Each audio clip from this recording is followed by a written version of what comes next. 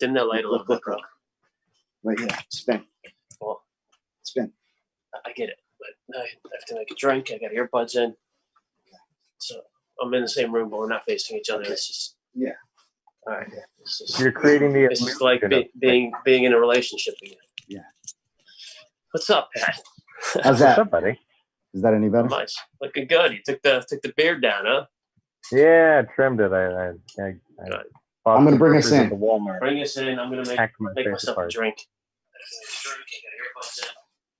We're live.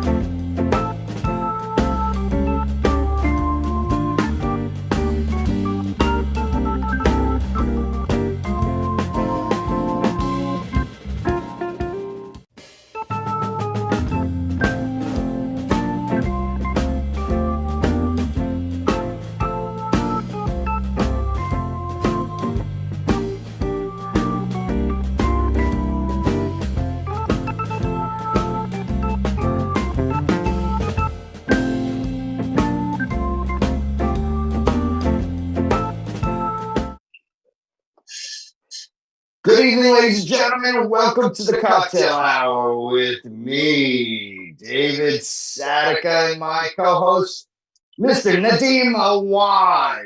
What's up, everybody? How's everybody doing tonight? Listen, before I forget, this is the Cocktail Hour. So, please, before we get settled in, okay, go get yourself something, your favorite drink, and make yourself comfortable with a cocktail, because that's what this is all about. It's the opportunity for us to get together with friends, shoot the shit, and enjoy a cocktail in a way we haven't been able to do in a while. Cheers to that. I like it. What are you drinking tonight, Nadeem? Got a little Tullamore Dew. A Mm. little Irish whiskey. Yeah, I don't know anything about that shit. My I'm favorite. drinking the Scottish shit. Scottish Scotch. Irish is better, but it's okay. It's still good. Scotch whiskey is good. Mm. I like it. How you doing? Well, we're doing good, and we got a great show tonight. We got a special guest showing up tonight. It's a good friend of Nadeem's. Yes, that's right. Mr. Go ahead. Patrick Price. Very funny guy, very talented individual. You guys get to meet him a little later. Good guy, one of the best. Yeah, and I got to meet him, and seems like a real sweetheart. So we're looking forward to probing him and asking him questions about his alien abduction recently. I wish that would be some guest, but we're gonna. He's an actor and comic locally, and we're looking forward to speaking with him. Another great guy. we're also going to open the show talking about something that's kind of personal to me. A lot of stuff going on in the news, right? And we're talking about a lot of people and a lot of the issues who are speaking loudest right now. One of the things I want to talk about are the people who aren't really being heard. Talking about the average Joe, but not just the average Joe anywhere, but the average Joe in New York City. I don't think it's a secret, but I'm originally from New York. I'm from Bay Ridge, Brooklyn. Brad, hit those pictures, man. Horizontal Bridge. I had any idea that you were from New York, by the way. I just want to put that out there. Nobody had any clue from your accent. All right, I'm gonna let you take shots tonight. Okay, I'm just starting out early, and it takes me a while to warm up. It's fine. Brad, just flash through some of those pictures. The thing that Bay Ridge is famous for is the movie Saturday Night Fever. It was filmed in Bay Ridge, Brooklyn. And if you watch it today, you'll see them referencing that they're in Bay Ridge, Brooklyn. And it's a great little neighborhood in Brooklyn. And they had this bridge called the Horizontal Bridge. It's 2.5 miles. And when they built it, it's the longest suspension bridge in the world. And that's where the kid jumps off of. And that's how it becomes famous. Anyway, being a New Yorker, there you go, Saturday Night Fever. Being a New Yorker, I'm down here in Florida 23 years, and I'm watching what's happening on the news. And when Corona was announced, it hit New York first, and it hit them really hard. And they're still dealing with the repercussions of what Corona brought to them. So as much as we down here in South Florida got quarantined and felt like we were suffering, it was nothing in compared to what the average New Yorker was dealing with and still continues to deal with. In addition to that, when they just started to think that they were going to see daylight, they started to have all of the protests and riots, and there was fires, and very unsafe to go outside. I have family up there.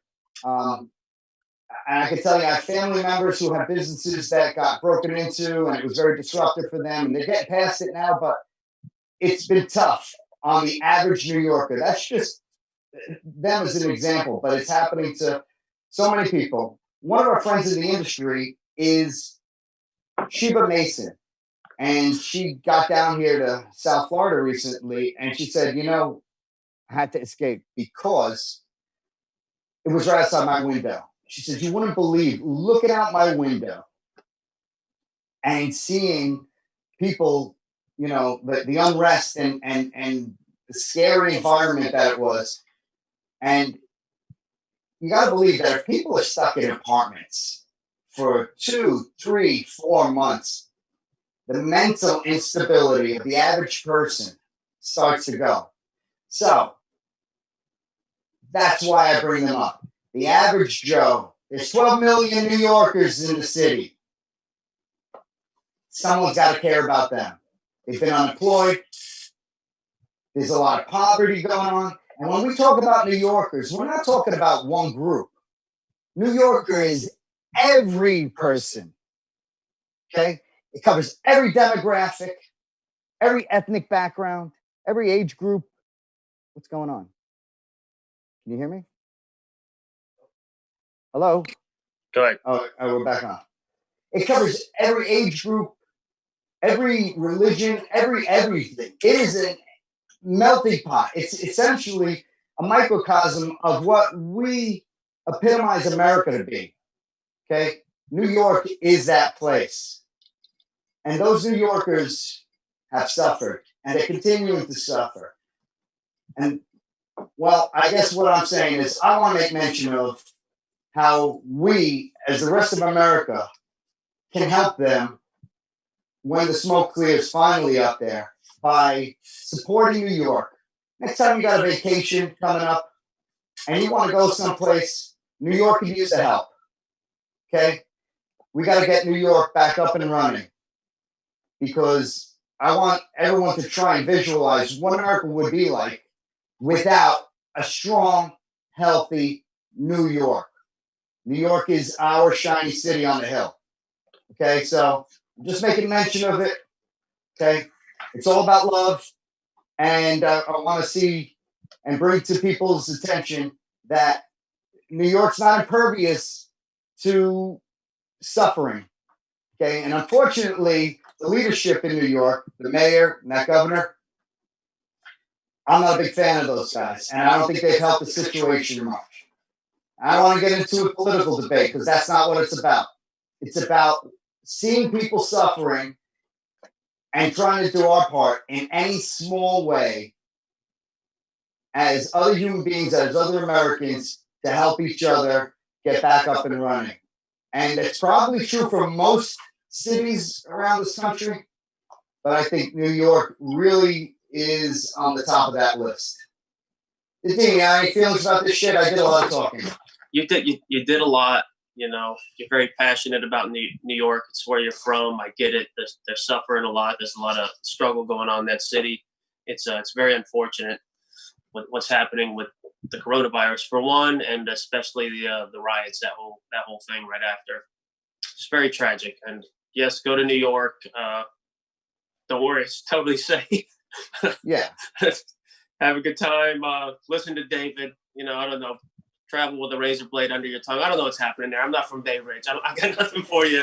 Bay Ridge. The pizza's good. I don't know what to say about it. You know, but just if anything happens, just don't email the show directly. Just send it right to David Sadman. Just send it to him. Be like, I don't know what happened. We went out for pizza. Somebody threw a brick. Went to the hospital. Then I got coronavirus. It was just it's one thing after the next. You know, all I wanted to do was go to a fucking museum in the city, and now I can't see out of my right eye. But the pizza was good. I don't know. I'm trying to make light of the situation, but listen, we got to get rid of this fucking echo. Listen, we're gonna have to live with it. Okay, listen. No, we're gonna slide over, bro. We're gonna slide in. We're in the same room. Does anybody else hear the echo? Or is it just us? Because I hear this echo, and it's driving me nuts. Jay Guy heard it, bro. Jay Guy, can you hear it? He gave me some advice to correct it, and I fucking hit the wrong button and shut everything down.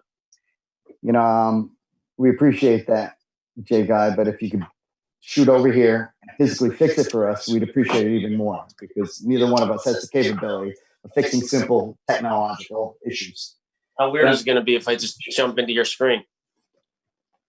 All right, if you have to. Should he just jump into our screen? Jump into the goddamn screen. Come on, let's go. We can't do this all day. All right, I'm taking a flight all the way from LA, folks. All right. Come on right over. to Bay Ridge. Bay Ridge. All right.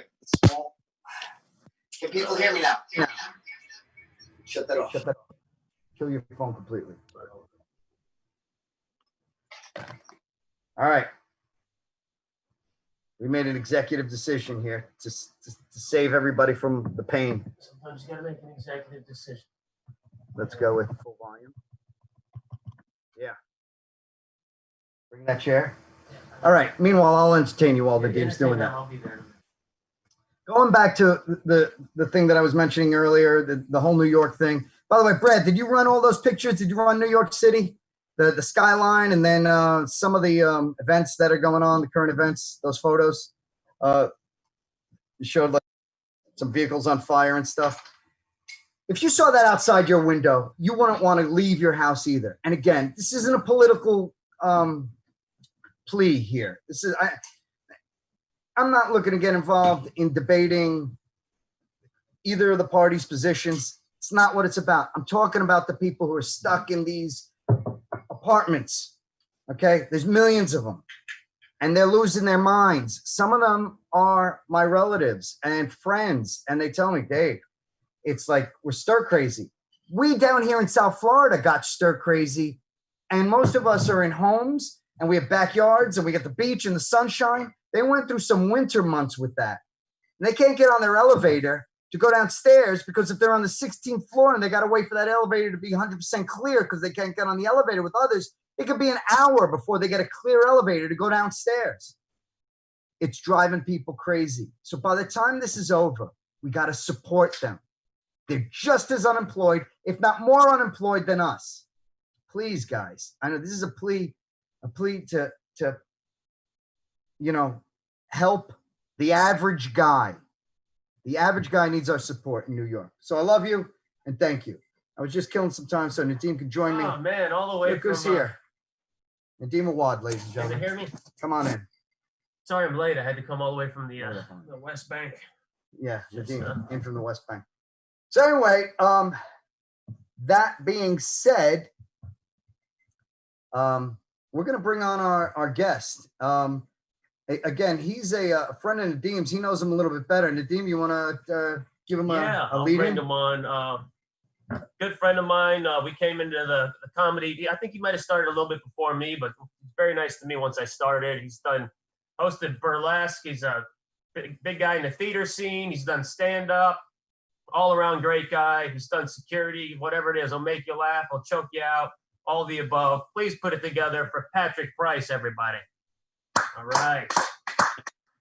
There he is. Ooh, thank you. Hey, fellas, how are you? Good, brother. Oh, Doing all right. Salute. Thanks for joining us, brother. salute. Thank you. I was excited when Nadeem told me about this. I was like, drinking and talking to people? God, I missed that. So Like surf and turf. Yeah. Awesome. What's your drinking choice tonight, brother? tonight I've got a Coors banquet brought to you by Adolf Coors himself. Right up your alley. Oh, it's right up my alley. I could pop back martini of these. Sweet. Well, welcome. Oh. Ben, how's your quarantine, all that stuff going? How you maintain? Oh man, maintaining okay enough.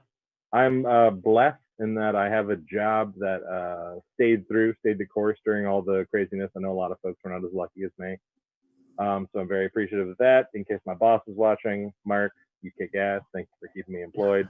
So that's been good, and I'm just going stir crazy, man. I miss performing. I miss talking to human beings that aren't the two people I live with or the two people I work with. I love those. I love all four of those people. But it's like a stranger bumped into me at the store the other day, and I moaned a little bit. I was like, "Oh God, that's so nice." Human contact, huh? Yeah. They were like, "Oh, I'm so sorry," and they freaked out. And of course, I freaked out too. But secretly, I was like biting my lip. I was like, "If you keep going, I'll go. I'll follow." All right. Well, here's to you. Okay, Yes, Patrick, cheers. for that experience. Oh yeah, yeah. But yeah, it's been all right. I was listening to what David was saying, and I have a friend who lives in New York, and she's been telling me, similar things. It's insane up there. And also another city, Los Angeles. I have family and friends out there, and they're, lockdown, Italian style shutdown, like where, you can't go out past 8. All these businesses close at 5 if they're even open, that's a shithole city to get around in anyway. I used to live out there. I can't imagine it being locked down trying to get around in that place. So all those folks in the big cities going through real quarantines, us out here in, Florida where it's not a real, there's fucking beach parties and we had Memorial Day barbecue. It's like we're not the same, we're not the same as the folks up there or out west. And we still find enough reason to complain. But God, are you kidding me? Yeah, it's night and day. And the financial suffering that these guys are going through in these big cities, but New York Tremendous. specifically, they're going to need our support. And, instead of like going to the Bahamas or something, consider a trip to New York or LA once the smoke is and it's safe. I agree. We need I was saying the same thing to a friend who was like, talking about vacation ideas. I'm like, why don't you go to LA once everything clears up? I'm like, it's going to be as safe as any place else.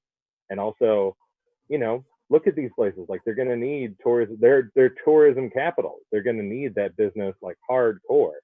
So we as a nation need to realize that while tourism is a facet of their cities, their business and their income output affects all of us. Like we're not individual city states. We are a stacked series of tiles. And if you yank out these big ones like if those cities start to go real south, the rest of us are going to feel it. You can't have in New York or in LA really hurting and think that the rest of the cities or states around them are going to be just fine. Like if Port St. Lucie went down, like, what, like who gives a shit? But Los Angeles, breaking news. Right. Yeah. Yeah, New Porto York, Rico, anyone in South Florida would be like, yeah, that makes sense. New York is the financial capital of the world. It's as much as we love to hate on New Yorkers coming down here and clogging us up. Season like freaking New Yorkers. Truth is, there are New Yorkers They keep us about. Like people want to look at all the great things we have going in Florida now. All these nice new homes, and Walt Disney World now covers half the state, and Orlando is a subsidiary of the Disney Corporation. Like all these things we love. That's because of the money from visiting New Yorkers. And like, if there weren't New Yorkers coming down here, Miami would still just be a lawless port in which to buy cocaine. That would be the only facet of that town. Well, I agree with a lot of what you guys are saying. Also, we're getting some hate mail that says, "Don't ever speak about Port St. Lucie like that again, you bearded son of a bitch." Oh, I don't know. Boy. Bro, I can't protect you here. I gotta turn my back on you now. Okay? I know like moves in fighting, and none of them have worked in 36 years. So I'm gonna, let's see what we can. I was bullied as a kid, so even cyberbullying really gets me scared at this point, and I cannot support you, sir. I am sorry. Listen, I'm shooting off at the mouth. I'm just saying that I live in West Palm, and I think we should have a city-based war against Port St. Lucie. I, as a warlord of West Palm, am coming for your town with my legion of beach maniacs, and we shall tear down. You mean like tug of war and like paintballing and stuff like that? Right? Fun. Paintballing on four-wheelers, baby. Come on. We're gonna have a smoke war. Bring it on, bro. We'll have a few of these. We'll make it a fun time, right? All right. Great. Oh man, but no, actually, what you're saying. I was great. I'm one of the few South Floridians who was born here. It was like me, Jimmy Buffins, and alligators. So when I hear people rag on New Yorkers, I'm like, bro, I remember when this. I can say for real, I remember when this was all orange groves because that's where I grew up. Yeah. I remember growing up around nothing but like Wellington was 10 horses and a couple of millionaires. Yeah. Royal Palm was a neighborhood, a gangland, and orange grove. And Loxahatchee wasn't a thing. It was, there was some rednecks who lived out in the woods, but it wasn't a town that had a public. Yeah, I remember. I've been here since I was 4. So Boynton was all Congress and Boynton was all at Walmart. And you've seen it. There was nothing. Stores there were all cow fields. It was all farms. Yeah. There were trees, there were cows, there were groves, and there's nothing. Now I could go 10 minutes in any direction and get a specialty burrito. So that's it, brother. Well, listen, that's living the life. I know you were doing a lot of acting in the theater world and that whole scene. You're a popular guy in that circuit. I see you a lot. Unfortunately, I haven't been out to see you in person. And why would you? You smell weird. Really tall. It's uncomfortable. Yeah, well, that's okay. I'm uncomfortable most of the time, anyways. Even right now. That's true. I've been around you. I've seen it. You see it. You know, we've done enough shows together. But how's that affected? I know the theaters are closed, obviously, but yeah. And hey, man, any platform I can get on to talk about this, I will. Theaters are going to need help. Theaters are going to need a lot of help. Every place is being hurt, like, community theaters, college theaters, high school theaters, professional, big fancy theaters are going to need people going out to them. They're going to need community support. And it's like this. You can't have a community with no art. You're not going to have a real community. You're not going to have a real home without arts in which to send yourself, your kids, to give people a space to feel, happy to create and to show their work and to feel something or to follow that passion. I mean, I think that science and, the STEM classes, science, technology, mathematics, all that, have just as much importance as art in the development of a human being. Absolutely. Like, people are going to end up going different places, and there's nothing wrong with people who go to vocational schools. Like, you can be a fucking millionaire if you know how to fix air conditioners. And that's something I would not try and do on my best day. So you can't crawl in an attic. Yeah. That being said, people are going to need to support the arts. Like the place I do a lot of my shows, Lake Worth Playhouse at great Lake Worth, Florida. Mm-hmm. Wonderful theater. It's what got me started back into doing it a few years ago. Big shout out to everyone there, Daniel and Kathy and all those fantastic people. They're doing some stuff. I might have some stuff going on with them, depending on however many people we can get to sign up on this project. I'll talk about it a little later when I'm plugging stuff. But it's gonna need people to really go out, once they feel safe. And all the theaters are going to acquiesce to this new world. There's going to be limited capacity, space seating, regular sanitation, mask enforcement, all those necessary things. But we have to go out and engage them. Like we can't live in a bubble. We can't live under like this rock. If you feel sick, stay home, obviously. If you have a compromised immune system, stay home, obviously. But if you're a healthy person who can cover themselves up, and if you're smart enough to realize, oh, that person's coughing, I should step away from them, you're probably safe to go out.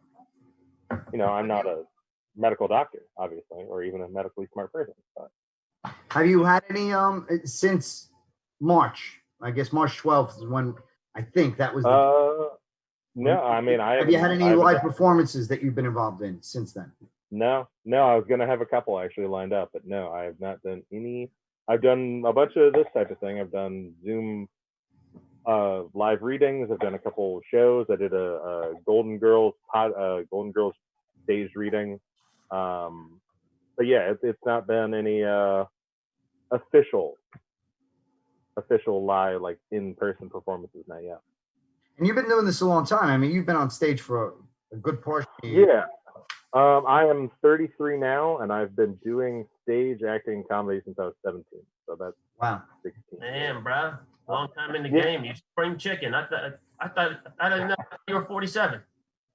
and I've got nothing to show for it. So obviously, it's a good path. You're great, brother. You made it to this show, okay? That's true. And where else I can die now? I've been on the fucking Cokctail hour with Nadeem, so I'm ready to pass. But no, and I've really enjoyed it, man. It's people say this all the time, and it's a cliche, but for me, it's the real cliche. Yeah, theater and live, acting and all that saved my life. Like, that's awesome, joke. Amazing. Nadeem and I are both, comics on stage. I know that's something you do too, but very often we see people do comedy first and then get into acting. I know you do both. Where did you start?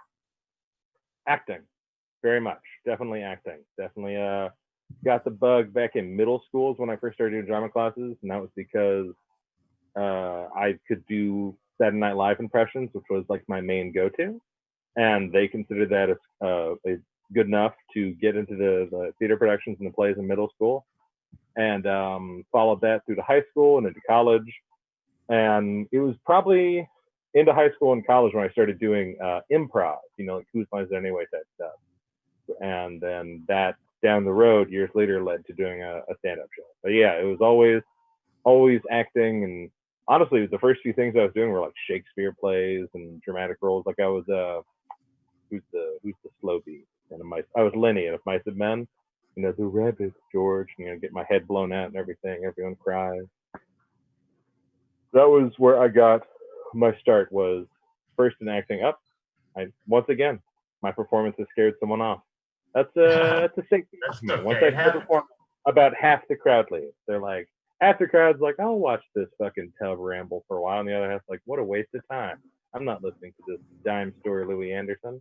And then they step off.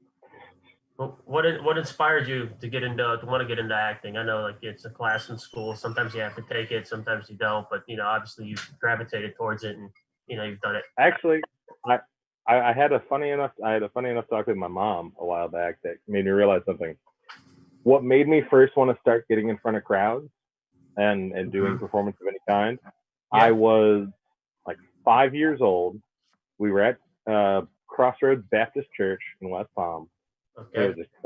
It was Christmas service, so everyone was there. Everyone was dressed real nice, and we were all celebrating. And I was going to a private Christian school called King's Academy, and we had learned a song.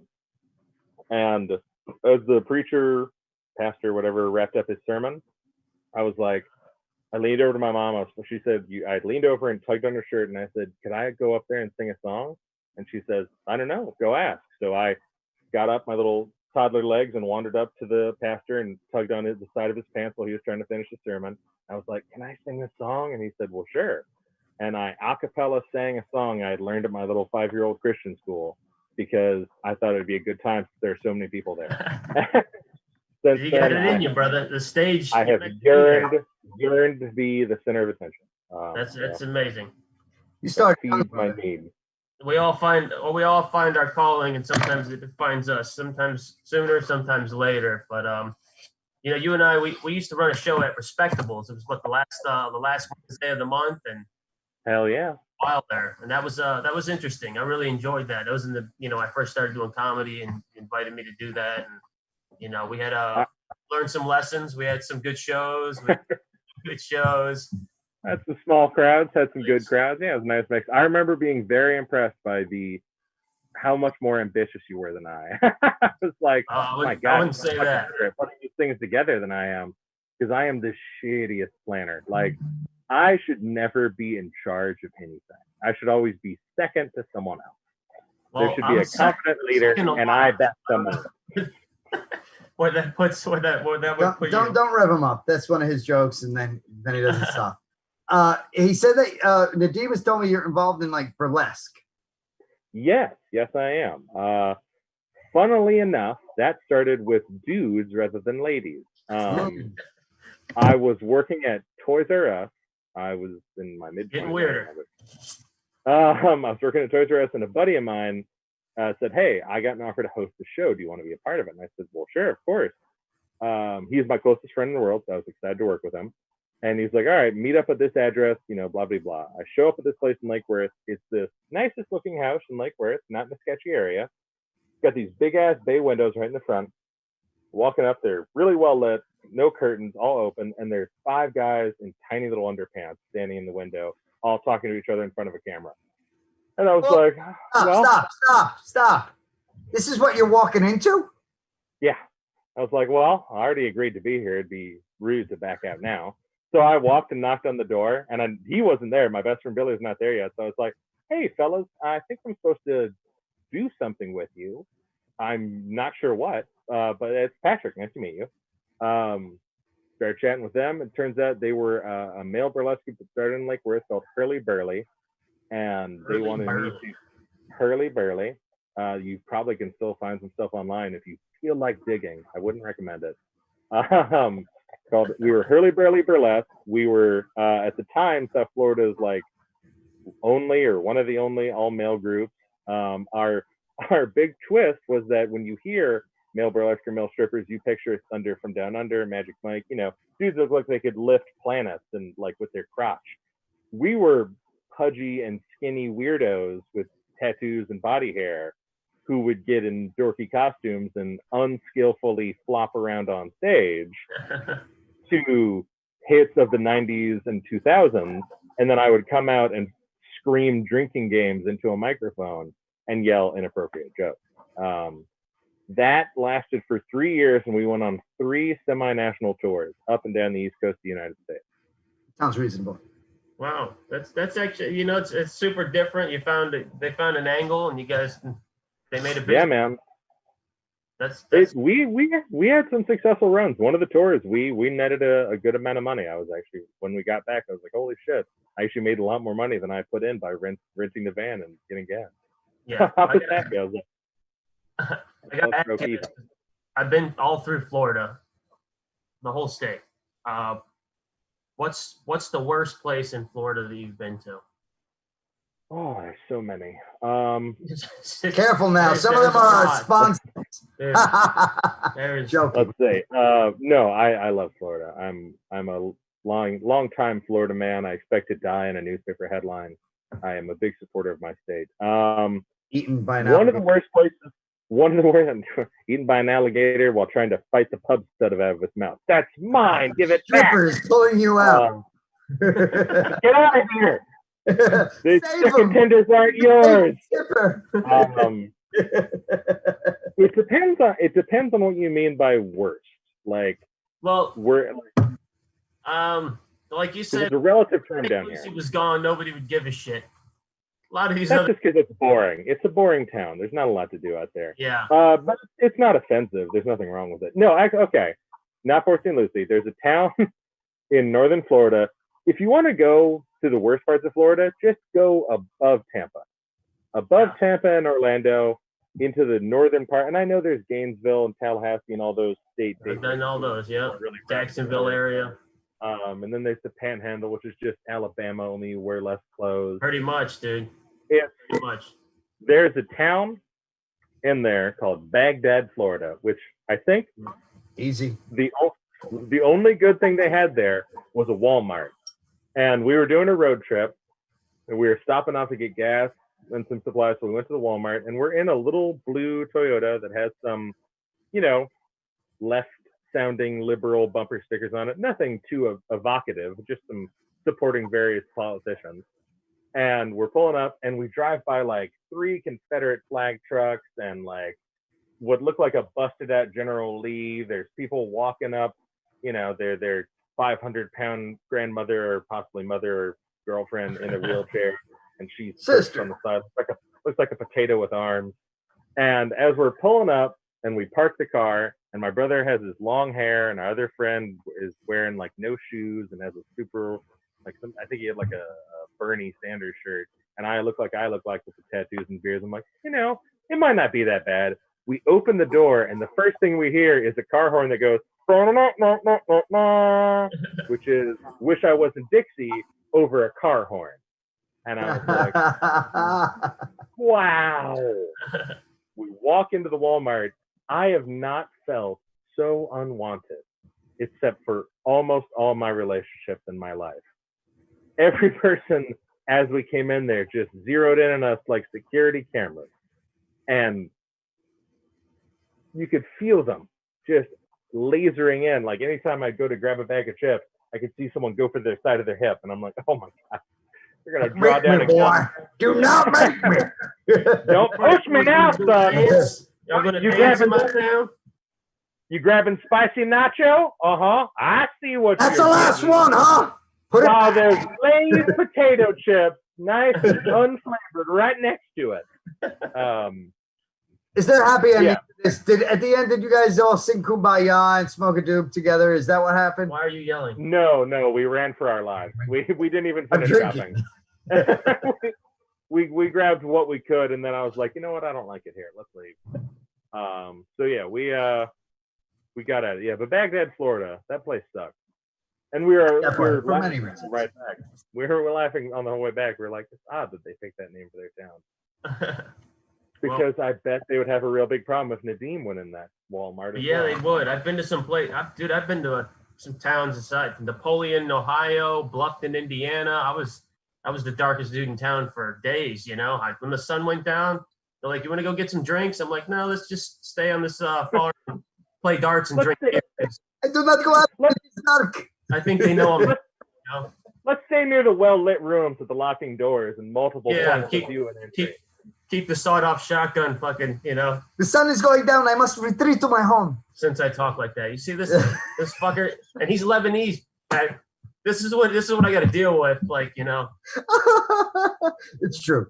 It's very true. We opened up with 45 minutes on New York. We're here to talk about Pat. We're here to love our brothers. Listen to me. Hold on. All right. I want to talk about a show that we did that you invited me on. It was at Propaganda, another great place, local place. I know. Is it the one I'm thinking of? It was the Screech Show. Screech. Yeah.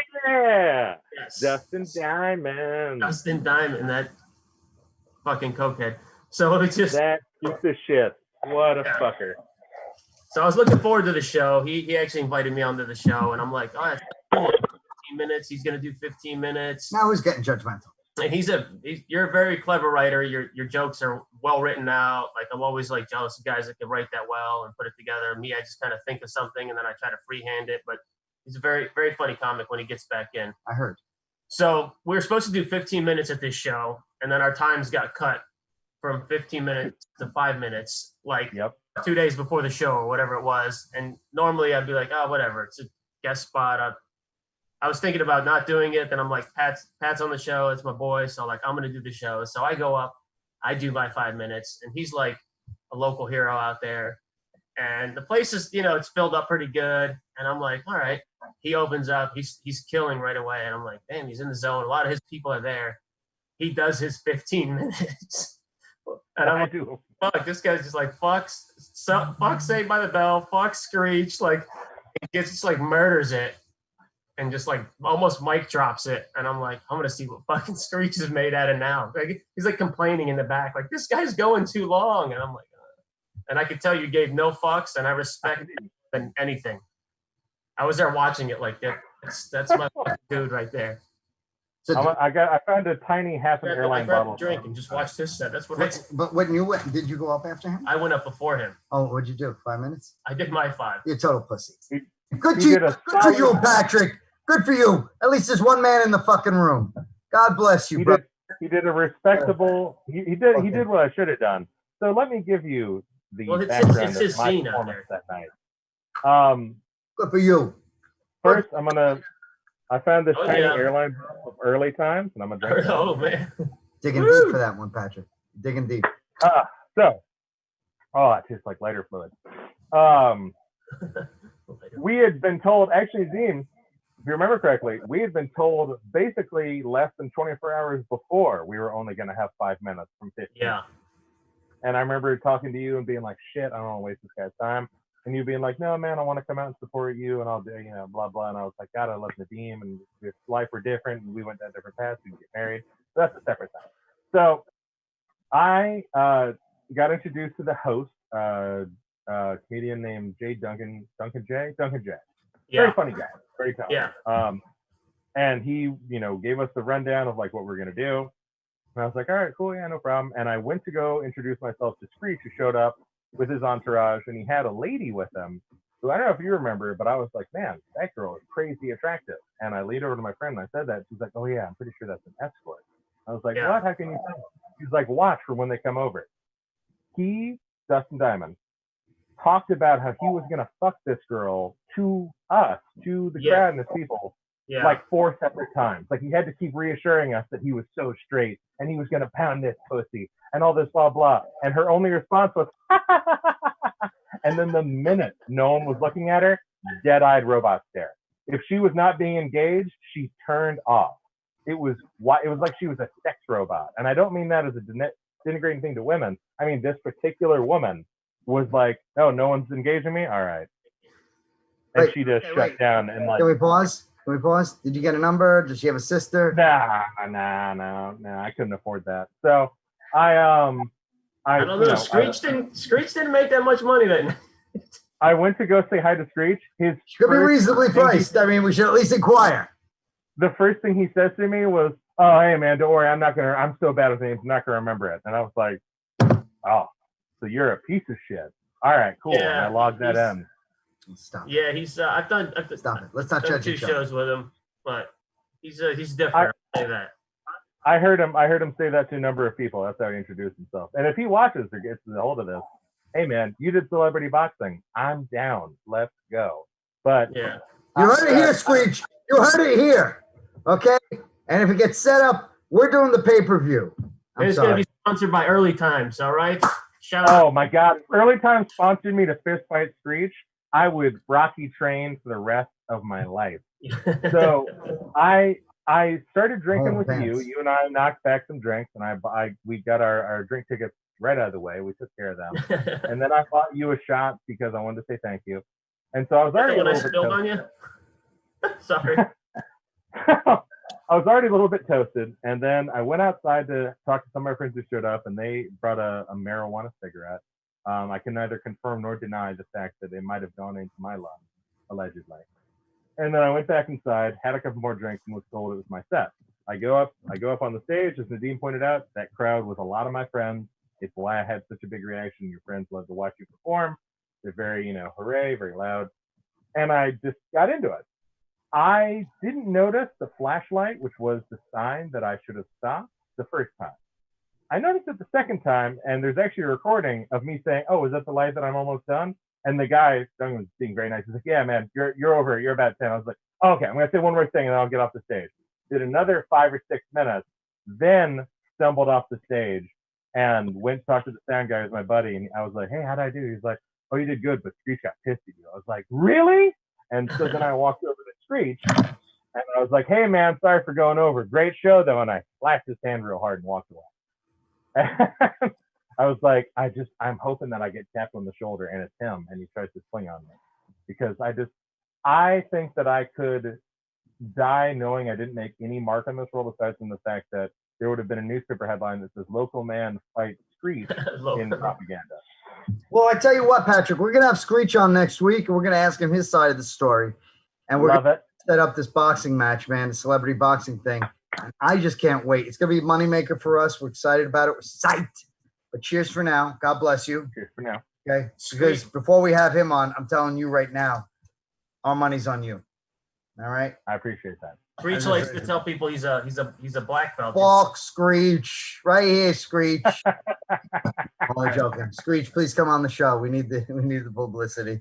Patrick, there's nobody compared to you. We love you, Screech. Dude, I'm just trying to fire you guys. Trying to fire people up. Get some extra. Pat, he's had one drink. Look at this shit. One drink. I don't even think one drink. This is like half a drink. Yes, I'm a lightweight. He's got 7 buttons down already on his shirt. I'm gonna do another one soon. But I'm pouring a little more scotch. I'm enjoying our conversation. All right, you want to hit him with? Yeah, what's the craziest thing you've seen while you were working security? Because I know you're a big boy and you like bouncing people. I do. Bounce guys like you. I'd say one of the craziest things. Ooh, you know what? I'm gonna give you 2. They're both happened in downtown West Palm. One was during a big block party. I think it was the Respectable's birthday last year. I was working the front of the stage, and the crowd had been really chill and having a good time. And there was this guy who was like kind of in the middle of the crowd with his pants real low, like down thigh level almost, which you see a lot. But he had long underwear on, so I guess that covered it. And he had a bottle in his hand. He kept swaying and drinking. He kept offering people like to drink from his open handle of whiskey, except he had like 5 teeth, so people didn't want to, which I understand. And he falls over at one point, and he gets up, and his pants like fall down. And I was like, oh man, I go over to help him, and he's like, oh no, I got it.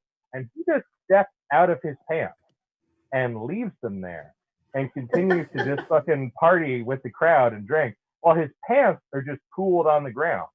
And then he falls over again, so he gets told he has to leave. And he goes to like walk up. He grabs his pants to leave with him, and he just walks into oncoming traffic on Clematis Street in downtown West Palm with no pants on and an open container of liquor past like 5 cops. And I was like, that guy is either invisible or he's like the mayor's third cousin, because they couldn't have been less interested in him. And he was actively going towards cars with an open container and no pants on. That was a pretty wild one. Yeah, so that's bizarre. That incident, is that the night that you got the name the Urban Sasquatch? No. That's just I have large feet, and you don't see it now because that is trimmed, but I grow hair like a fucking chia pet. So the Sasquatch Bigfoot thing has followed me for a long time. I will tell you, and people always want to hear about fights from bouncers, because we get in fights, or we're supposed to, but if you're getting in fights as a bouncer, you're doing a shitty job as a bouncer. Yeah. I agree. But the craziest fight I've ever seen was at a bar that doesn't exist anymore in Lake Worth. It used to be called the Speakeasy.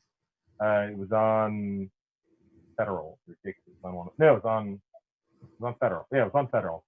And a buddy of mine called me 10:30 at night. He was like, hey, can you come help out? We need an extra guy to just watch the back door.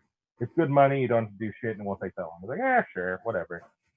I go out to meet him, and I'm watching the back door of, it was a spoken word Def Jam poetry. People could rap or do spoken word or sing songs. There's a mix of events. And he was like, you just need to make sure people don't let their friends in, like the artists don't let their friends in. I was like, all right. Everyone was fine. I was there for like an hour and a half, and it was perfectly normal. My buddy who got me the gig comes back and starts talking to me. We're kind of bullshitting. And this DJ at the time, who was always high on like mescaline or mushrooms or acid, but that made him a better DJ, so no one cared. He comes and leans his head around the corner. He's like, "Hey guys, I think they need you up front." I'm like, "Okay." Now the CQ is built as a U, right? So we're down here, and then you go up, and then there's the billiards room. You go across, there's the bathroom, and then down the other side is the bar. As we're walking into the billiards room, we start to hear a ruckus. And as we walk towards the bar, from the front door of the bar to the bathroom is a fight. It's a fight that involves maybe 25 people. And when you're a bouncer in that situation, you don't really have a lot of options aside from just trying to break up fights as best as you can. Like, you look for the most violent ones, and you're like, all right, I'll just try and intervene there. So what I'm seeing are two huge Samoan guys, or maybe some sort of Pacific Islander. I can't take which one. They're 350 easily a piece, and they're just free hand slapping people unconscious. People are running up to them and pop, running up, pop, and I'm like, oh. And I tap on their shoulders and I'm like, "Hey fellas, can I get you to get out of here? Just, we need to clear the bar after the night." And they're like, "We're just trying to get our sister." And I was like, "Where is she?" And they point. She's got a girl in a headlock and she's just pounding her fucking head in. And I was like, "Oh, okay, ma'am, your brothers are looking for you." "Oh, thanks." Wham! Knocks this girl to the ground. They go to leave, and I tap the guys on the shoulder again. I was like, "Guys, could you help me push some people out the door?" They're like, "Yeah, sure, we got you." And like the Stay Puft Marshmallow Man, they stick their arms out and they just walk 15 people out of the bar with mass alone. And I was like, "Oh, well, I did my job for the night." I go to see where my friend is, and down the front of this bar are 10 of the most muscular, angry women I've ever seen in my life, kicking the shit out of each other. I saw a girl jump off a stool and do a Superman punch onto another woman. And I was like, I'm not going to touch this because I don't want to get my shit kicked out. So we just were kind of like edging towards them. We were like, all right, let's move it outside. Rule of thumb, if you're ever working for a bar security, push people into the street. Then it's the city's problem. So we just had to make sure they get out. They can keep punching each other. Just do it outside. So we push everyone outside. The fight spills onto the street. These people are still going at it like a fucking Old West movie. Then 20 minutes late, the cops show up, and in typical South Florida police fashion, they just start banging nightsticks against people and against the street signs to make a lot of sound.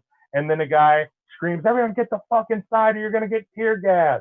And he pulls out a fucking bear can, and just everyone lowers their mask down, and he starts spraying indiscriminately into the air. I drag the rest of the staff inside, and we hide in, and we hear people just coughing. We're looking out the window. We see this one guy getting in a fight, and his girlfriend's telling him to stop, and then he gets his head whacked in, and she faints. She faints, which I've never seen in real life. She watched her boyfriend get his head knocked in, and she went, "Oh," and she just flop, hits the ground.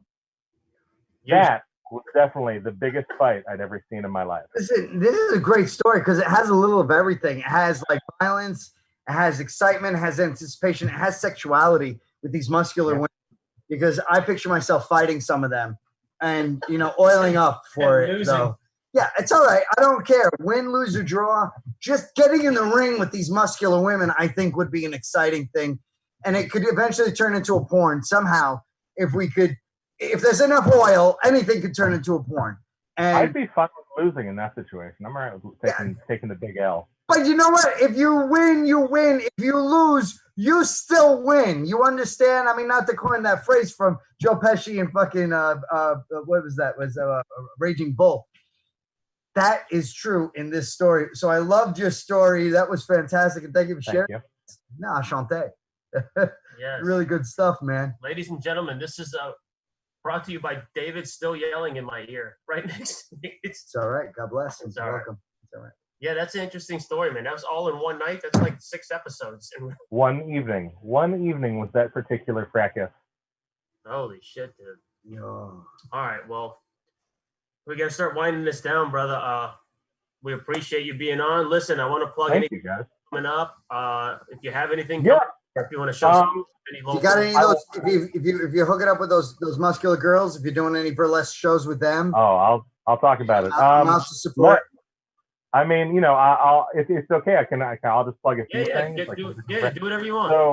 So, my friend Matt Schenk has a thing called Last Pint Productions. What is like it? A drink, like Last Pint Productions. Okay. We did a reading of the Golden Girls as well as a reading of the first episode of Arrested Development. They have a podcast series where they review pop culture stuff, and they drink also on the show. They're very funny guys. My friend Charlotte Otremba, that's I know Charlotte. City, Yeah. and then Otremba. If you look up Charlotte Otremba on YouTube, she has a series of sketches that we did together at the New York City Sketch Festival. Yeah, I follow her. Shout out to Charlotte. Yes. Charlotte's an amazing, brilliant person. I'm lucky to know her. Some burlesque people, my friend Ruby Tesla. She has an amazing online presence. She does a lot of the online burlesque shows that a lot of the girls are doing these days. She gets me a lot of work, so I adore her. Let's see, Charlotte, Matt, Ruby. I guess that's about it for right now. That's all I can do. And Charlotte and I might have a sketch show sometime in July, which may involve Nadeem if we can get him,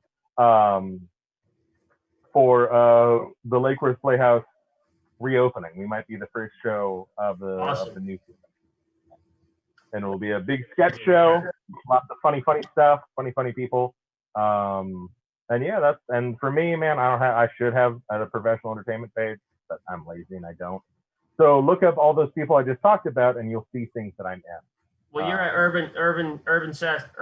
The Urbane Sasquatch. I know it looks like it's urban, but it's urbane, which is a $5 word version of saying fancy. Because I like to pretend that I'm fancy because I know lots of big words. Very fancy. Even though I wear the same pair of pants 3 days in a row if I can. That's the Calvin Klein shirt, though. I recognize it. Okay. Then yeah, that's the Urbane Sasquatch with 2 S's in sass because I'm sassy on Instagram, and I put up a lot of the shit that I do on there. Feel free to follow me, and I'll follow you back, and I'll leave comments of a contemplative nature if you put up any selfies. I like to gas people up. I like to drop hot fire in the compliment section, as Nadeem knows, because he's a beautiful man. I really love you in The Mummy, by the way. Your performance in The Mummy was very powerful. You. Yes. The tattoos! The tattoos! My face is, it was filling in for a while. I've lost a lot of weight with my vegan diet. And I was a rock in that movie, by the way. So, yeah. I could tell with the eyebrow arch. I was like, is that Dwayne The Rock Johnson? I thought that. Yeah, it's it, brother. I just you can't tell from this camera. It's not the right angle, but I mean, No, it's all Hollywood magic when you see you in the studio. No, I get it. I'm just trying to get right with myself. But thank you so much for coming on, brother. I miss you. I love you. Thank you. I miss you guys. I love you guys. Back open, man. We're gonna get together, crack a beer, and anybody's listening, follow Patrick Price. You can watch rewind everything to hear Urban Sasquatch or however it's Facebook, spelled. Instagram, you're on all that shit? Yeah, we just all that shit. I'm on all of it. Follow me. God bless you, Patrick. Yeah, Thank man. you so much. Thank you guys. Much love to all of you. Cheers. All right, we'll see you out in the circuit, brother. Love you. Thank you. All right, ladies and gentlemen, that was the man, Patrick Price. He was a great guest, man. Yeah, he's Can't awesome. wait to hang with him. Have a Great cocktail guy, with him man. out One on the of the street. best. Thanks for bringing him to the show. That tastes good. That tastes good. That right there is good. Good. Listen, now it is time for our final segment of the show. It's a segment we like to refer to as the big boob of the week. So we don't have sound effects with technology. I do it myself. The big boob of the week. Week. Boom, boom, boom, boom. That's the best I can do that stuff. So I can't. It was pretty good. The siren or Am I still yelling in your ear? No, you're fine. You're doing all right. My volume improved. But our big boob of the week is someone that I am a big fan of. I think you probably are too, right? Definitely a big fan. This guy is a famous guy, definitely accomplished, talented, hysterical, a leader in what he does. Legend. It's a great word. Our big boob of the week is Mr. Howard Stern. Brad, hit it with the photo, bro. Howard Stern this week, as much as I love him, and as much as we all love him, you know what? That's the problem, man. Pictures don't lie, and sometimes you throw daggers, and it comes back to bite you. And Howard Stern was nabbed this week because they found some pictures from 1993, I think the year was, when he was in blackface. Okay. And he did this. It was a spoof. He was, in fairness, because I'm a big Howard Stern fan, he was doing it as a joke, lovingly. I do not believe Howard Stern is a racist. He talked about being picked on as a kid, as a young Jewish kid on Long Island. So he's been a victim of racism in his own way for the majority of his life. However, in just having fun during, and I don't know if everybody's old enough to remember, back in, I think it was 93, Ted Danson from the TV show Cheers was dating Whoopi Goldberg, a young Whoopi Goldberg. So she was still a piece of ass back then. And the two of them were interracial. I never heard anybody say that. She was better looking than she is now, but nobody's ever said Whoopi. Fair enough. I was trying to elevate her a little bit. You see Whoopi Goldberg? Holy shit! She was never a piece of ass. Okay, let's put it on record. But she had those what are those dreadlocks? So you can at least pull on them and make it a fun ride. But I don't know what Ted ever saw in her, because Ted really was hitting it back then. Come back into this scene. Ted was hitting it back then. He could have had some hot ass, but he was like with this Whoopi Goldberg, who was never like a hot piece of ass. But must have been a freak though. But she was half her weight, if that's any consolation. She was a lot lighter. She was a lighter, younger. She was a younger, lighter Whoopi Goldberg with fun handles, the hair to dreadlocks, and like it could have been something freaky. It could have been something to check off your fucking bucket list, right? That at least. Can you give me that? Yeah, I'll give you that. He means lighter in weight, not fucking color, you racist fucks. I don't want anybody to turn this around. Yeah, fuck you dicks. Not this show. Wait, we could still criticize fat, okay? It's until that goes away. But right now, she did get heavy now. But we all did. I'm older now too. I got a lot of shit I gotta lose. She farts on The View a lot. She does like, oh, she's gotta let that. That's not attractive. We're not doing even that here yet. But anyway, back then, she was still like that svelte, young, Whoopi Goldberg, who had a little bit of desire. And because they were an interracial couple, he and she thought it would be funny to go to this party, and he would wear blackface. They're trying to make fun and make light of their interracial relationship. It didn't go over big, and that's back in 93. So Howard Stern, a few months later, gets dressed up in blackface, imitating Ted Danson in blackface. And Whoopi Goldberg actually wrote the script for this little skit he did. So Whoopi Goldberg is responsible for Howard Stern making fun of Ted Danson. And he used the N-word quite a bit in that skit. I think it was on pay-per-view on like the New Year's Eve pay-per-view party with Howard Stern. And back then it was still borderline acceptable, if you were having fun and you knew he had no ill intentions. But clearly today it's a no-no.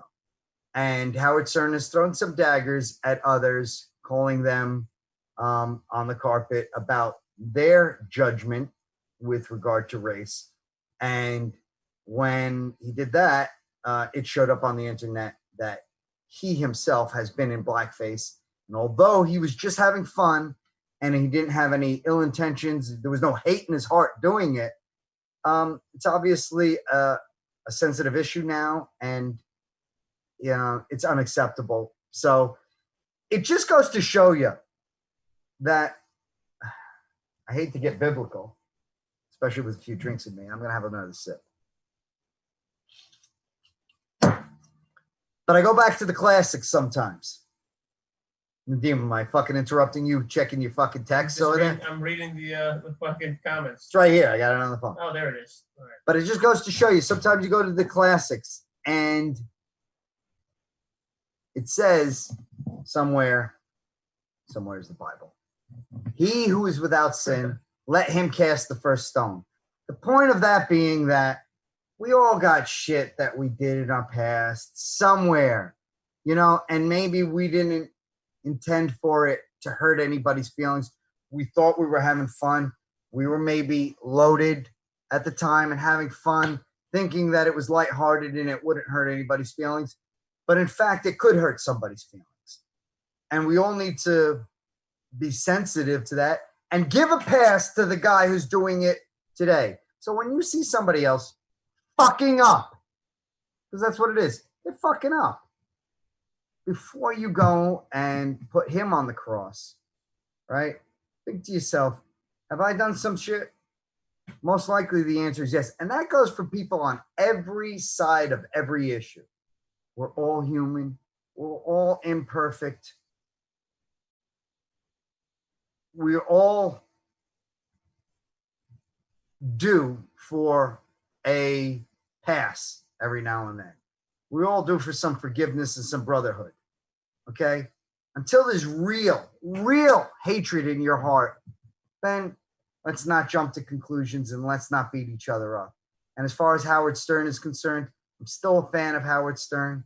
I don't believe he has hatred in his heart. I think he was doing what was culturally acceptable at that time.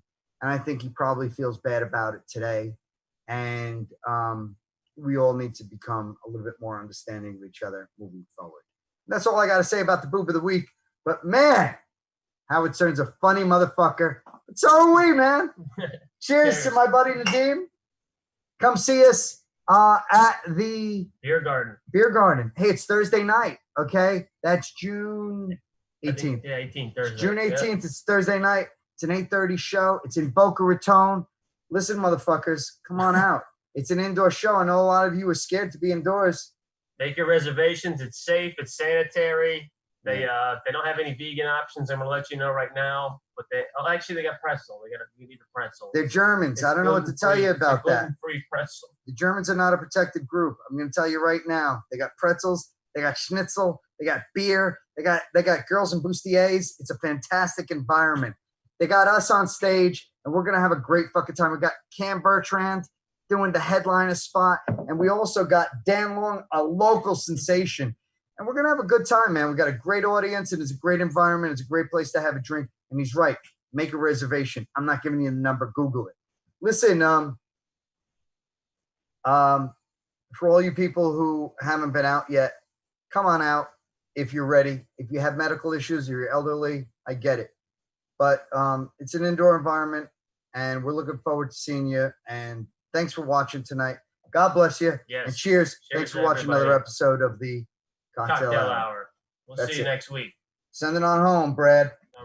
For Gonzo Radio, this is Super Time 6000 2015 for Gonzo Television Station, coming to the greater Sandusky, Ohio area. This is Pirate Bill, and this is Frank Welker saying, watch Transformers.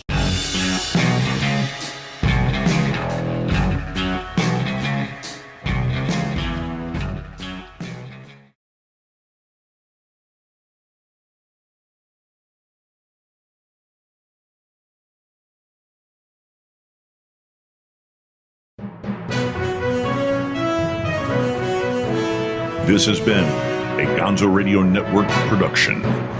When the going gets weird, the weird turn pro.